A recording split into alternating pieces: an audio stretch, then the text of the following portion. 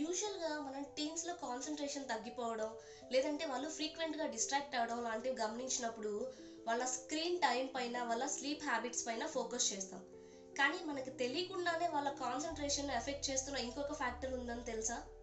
అదే your teens ability to regulate there emotions.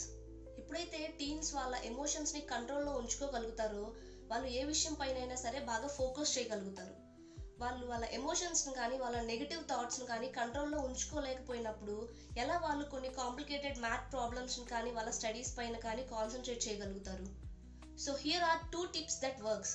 ఎప్పుడైనా మీ టీన్స్ కోపంగా ఉన్నప్పుడు, ఫ్రస్ట్రేటెడ్గా, అనీజీగా, డిస్రెస్పెక్ట్ఫుల్గా ఉన్నప్పుడు వాళ్ళకి లెక్చర్స్ ఇవ్వకుండా వాళ్ళని కొంచెం ప్రేమగా అర్థం చేసుకోవడానికి ట్రై చేయండి. వాళ్ళకి కొంచెం టైం ఇచ్చి చూడండి. And all feelings are acceptable but not all behaviours అని చెప్పి వాళ్ళకి అర్థమయ్యేలాగా చెప్పండి. అండ్ మీకేమైనా క్వెరీస్ ఉంటే నాకు డిఎం చేయండి.